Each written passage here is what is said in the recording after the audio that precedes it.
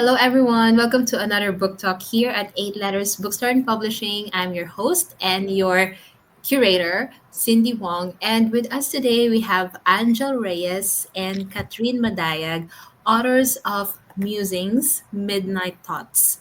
So, this book is a collection of poems that knits the voices of two authors, Angel and Katrine. So, through their words, this anthology explores how these two women leading two different lives navigate through the complexities of love, loss, self discovery, and healing, hoping that this book may serve as a companion in a world filled with strangers and uncertainties.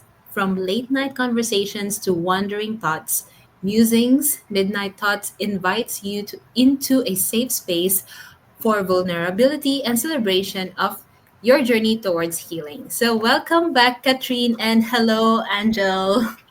Hi. Hello. So maybe let's start with a little bit of introduction about yourselves. Maybe Angel can go first. Sure. Hi, I'm Angel. I'm one of the co-authors of Musings Midnight Thoughts Special Edition, which we collaborated with 8 Letters. Um, I live in California right now. I love writing, reading, and when I'm not doing that, I usually do sports. So pretty much that takes up of my time. And yeah, I'm just glad to be here. This is my first time doing book talk, so please bear with me. Thank you. I'm so happy to have you here, Angel. And Katrine is not a newbie anymore, but perhaps you can talk a little bit about yourself as well, Katrine. Yep. So once again, hi, I'm Katrine. I worked with 8 Letters in the past in publishing my first full novel, Stars, Clouds, and Torrents, and co-authored this first poetry book of ours called Musings, Midnight Thoughts. So I'm excited to have this interview since I'll be having this with my best friend. So yeah, here we Yay! go. Yay. Nakakatuwa. Um, but yeah, I think this is the first time that we have a book talk with with a collaborative effort of just two women. Mhm. So talking about this anthology, it weaves together two distinct perspectives. I mean, even if you two are best friends, I'm sure you have different styles, different experiences. How did you navigate merging your individual experiences and writing styles into a cohesive narrative? And were there moments where your personal journeys clash or harmonize unexpectedly? Who wants to go first? I'll answer the question. Okay. So, but you see, that's the beauty of working on this collection. If you'll notice, if you read the book, Katrina and I have very different writing styles, and that's very apparent in this book. But instead of clashing, we found that it helped more to validate the different experiences that we had and how we express it through words. For example, one concept in this book was about pain. There's no checkbox to say that a person is in pain or not. It is all relative, right? So our emotion comes in different shapes and sizes. And her experience and my experience are unique to ourselves, but that doesn't take away that it elicited the same emotion. So as human beings, the what they call this as human beings, we see the world based on our perceptions, but that should not take away the authenticity of the experience just because it isn't the same as the others. And I think it's how we see our writing styles as well. Mm, right. Do you want to add on that, Katrine, or? Yeah. Yep, Mhm. sorry. Just wanted to add real quick that the collaboration is was actually unintentional. So originally, which was our lifelong goal, it is our dream to publish poetry books of our own. So Yeah. initially, we started writing poems separately, and then we would share it with each other. Ask each other, what are your thoughts on this or that, yada yada. And then we started. When we started. You know, we started compiling these poems. That's when we realized that it was actually Angel who pointed out that these poems can be a journey of pain to self-healing. So this, despite the differences in writing style, we pushed for it, and now it has been published. Now it has a special edition. Special edition. I guess it's also because it started with an intention and then it came through naturally for the two of you. Yeah. So this book, I can see it at the back of Angel. Um, this book frames vulnerability as a form of strength. How did you two, writing these poems serve as part of your own healing process? And also, what do you hope your readers uncover about their own resilience through your words? So, for me, writing has always been an outlet ever since I was Mm, young. Some of us mm, are good with spoken words when sharing their experiences, but for me, it has always been through written words. And this is actually us. This book is us bearing our mm, souls for the world to see. That instead of cowering behind the doors and the emotions that came with the experience, we chose to open up and be vulnerable with it. It was scary mm, to say the least, putting yourself out there, most especially when some of the pieces that we put in here were too personal. Some of it mm, I have actually written like maybe more than 10 years ago, and mm, this is the first time it came to light. But we want to share it because we want to comfort the people who are experiencing the same things, same emotions, that we mm, want them to feel that they are not alone, that it will be okay, and it will get better by taking it one day at a time. That we don't actually have to, there's a saying that we have to defeat our demons, but I think that um, we don't have to defeat it. We just mm, have to learn how to dance with it because it's a part of who we are. mm, Nobody is 100% perfect. But I think there's power in choosing to do good and be and be kind to ourselves. And it's part of the healing process. And for me, it helps in terms of self acceptance and self awareness. And, we want our readers to know that dealing with this pain and processing our experiences will never be an easy task. Most especially when we're dealing with the effects of it. But by recognizing that there is something that we can do for ourselves, I think it's the most empowering message that we want to put out there. One day at a mm, time. mm. Wow. How about you, Katrine? What do you think about the theme of the book, like vulnerability as form of strength? Do you want to add on to what Angel stated? I think she was able to explain what I Okay. wanted to say as well. But I just wanted to add that the difference in writing this poetry book Mm, compared to writing a novel in the past is the liberty to just let go, release your emotions without following a certain narrative or a plot. That you have to go back from time to time when you're writing a novel, right? So whenever my emotions heighten, whenever I'm at my lowest, I'm thrilled or I'm just inspired.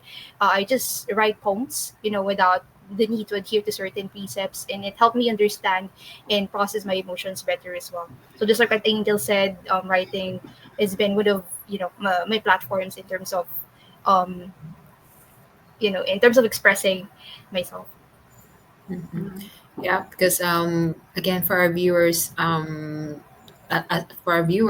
for your information, Katrina's written a novel, and we have launched it here at 8 Letters as well. So we have interviewed people or authors who have written novels, and then they have also some have also written poems, and we can see the thought or the process, they're very different from each other. Yeah. So if in the novel you're more you need to follow a certain structure, in writing poems you're more expressive, and basically you still follow a theme, but then it's more in touch with yourself. So Yeah. speaking of poems, there's an excerpt at the back of the book entitled "Ode to the Fallen." There's this line, until you find yourself smiling without another hand to hold. Well, it surely resonates to a lot of people. And as I can see, you two have written or have collaborated in this collection of poems, and please correct me if I'm wrong. It made you two braver to show your nakedness in this collection. Can you share how solitude still, and self-reliance became central themes in your work, especially in a world that often equates companionship with wholeness. Yeah, that's an interesting question. Okay, It so is. yeah, Yeah. uh, So, mhm. sorry, go ahead. Yeah, go ahead, Angel. I personally learned this concept in a very hard way because I, for one, thought that I needed someone to be happy or whole.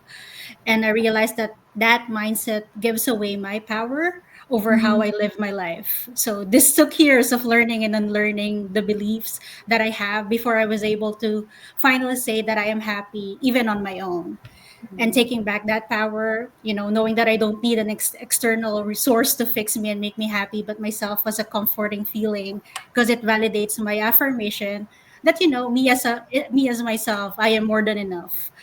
Mhm. Also, there's one quote that I want to share that helped me open my eyes to start my inner work. It is, I closed my eyes to look inward and I found the universe waiting to be explored. It's by 𝘱𝘰𝘭𝑭𝘏 on his book Inward. And Mhm. that quote resonated with me so much because often we look for external validations to make us Mhm. feel that we actually matter, that we have value, right? But Mhm. when most of us even haven't taken a chance or haven't even taken a glimpse of our potential and what we could offer, by just being ourselves. And I Mhm. think it actually helps with relationships too. There's a saying that you cannot offer what you don't have. And I Oh. think that by working on ourselves first, loving and be happy with ourselves, that puts out the energy that we attract, and Mm. I'm personally speaking because that's what happened to me anyway when I actually met my wife. So I wasn't looking Mm. for anybody during that time and was just living my life. And, she came with the same mindset.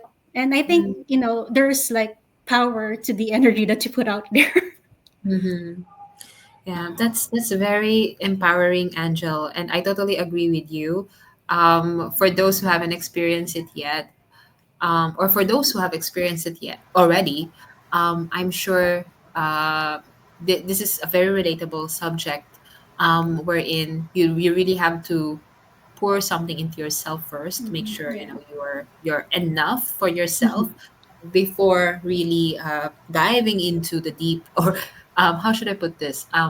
Pouring someone else's cup. So Mhm. yeah. Katrine, did you have similar experience as well? So I do not. Angel, you met I your haven't met wife. Angel. I haven't experienced that myself, but Mhm. I don't have anything against people who see companionship as their way to feel whole, right? Because Mhm. companionship is technically part of the Maslow's hierarchy of needs and openness is Mhm. associated with love and belonging, right?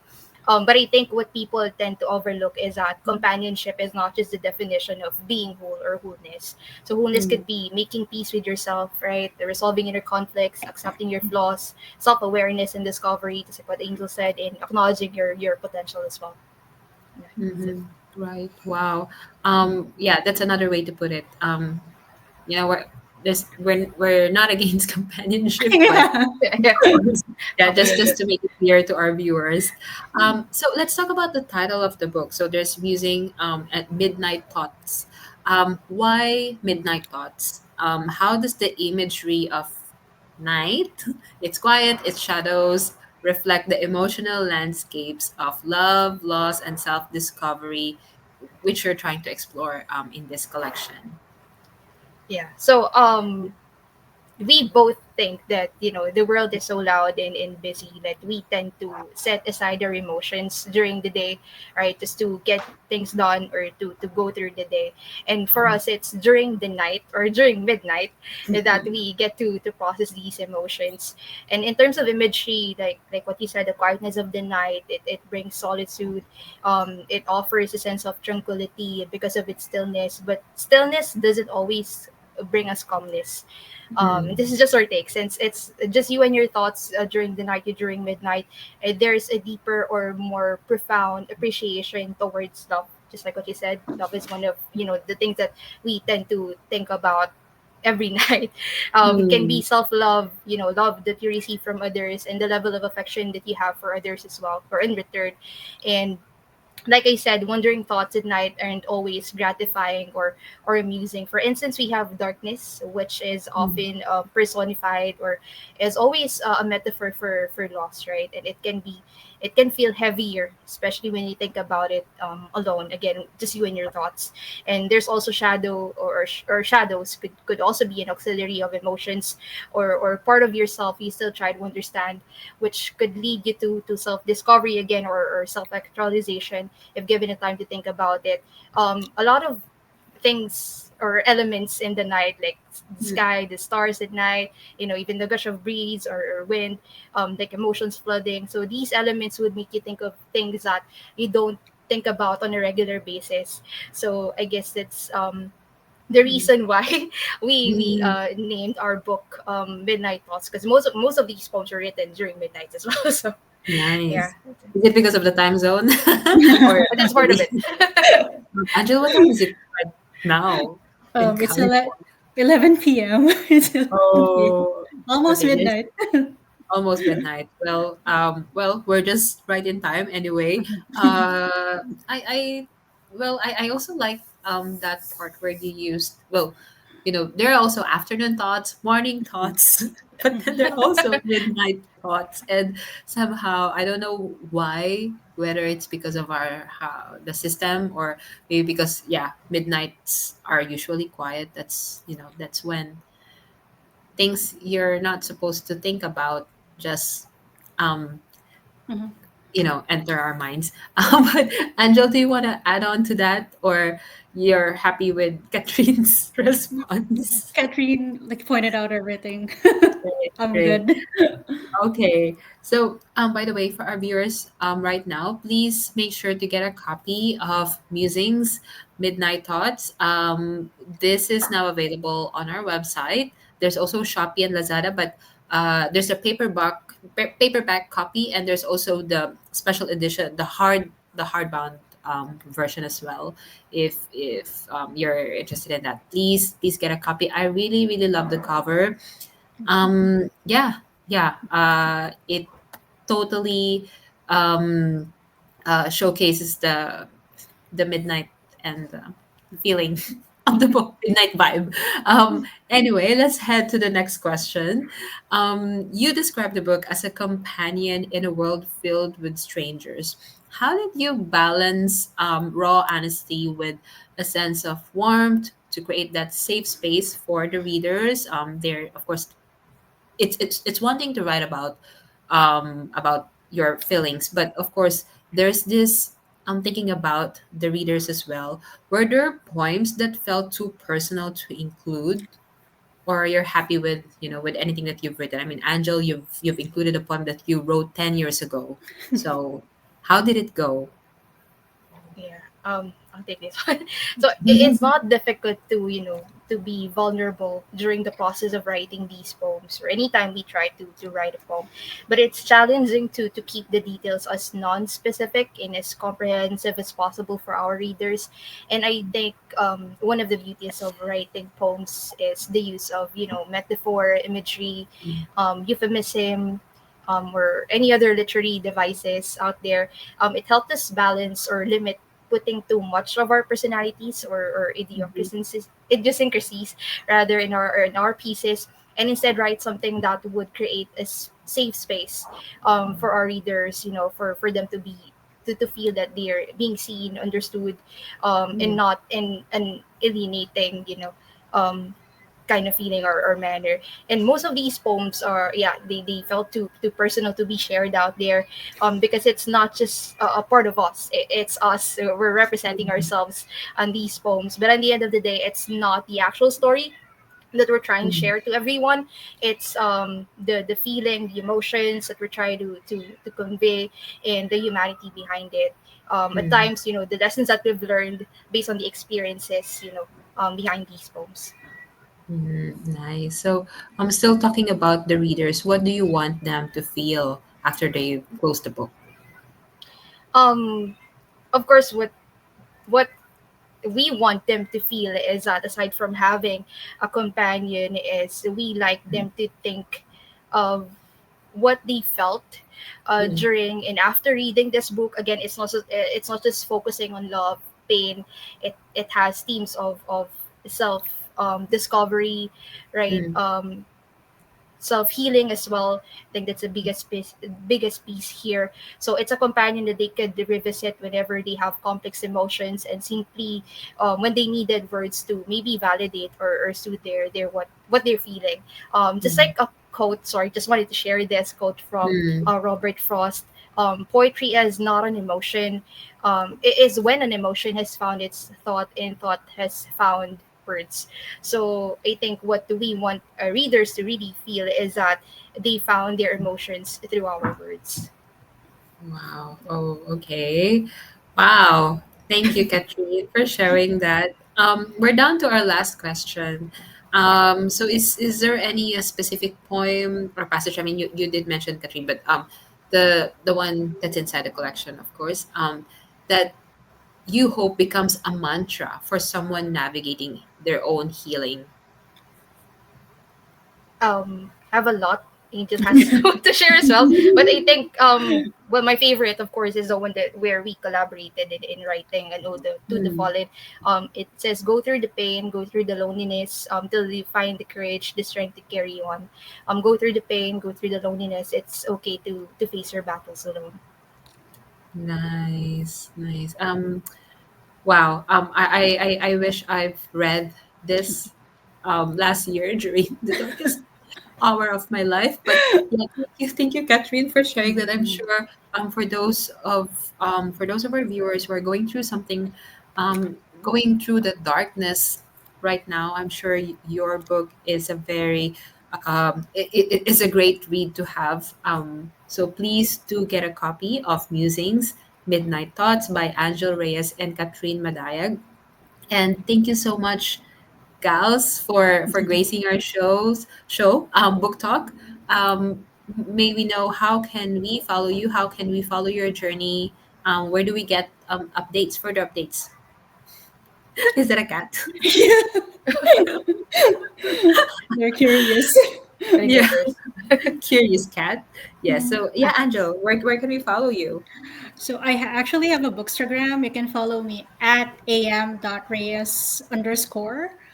Mhm. And we actually have a Facebook page for specifically for Musings Midnight Thoughts. So for any updates about the specific books or if for any future releases, you can always follow me on on Instagram at am.reyes underscore. Thank you. How about you, Katrine? Same here. I have an Instagram page, Katrine Kukay, and yeah, we have a page for our book, Musings Midnight Thoughts, so you can check out some of the excerpts there as well. Thank you. Hey, yes. So, guys, do check them out. Once again, thank you, Angel. Thank you, Katrine. And hope to see you again on our next book talk. Thank you. Bye, Thank you. everyone. Thank you. Bye.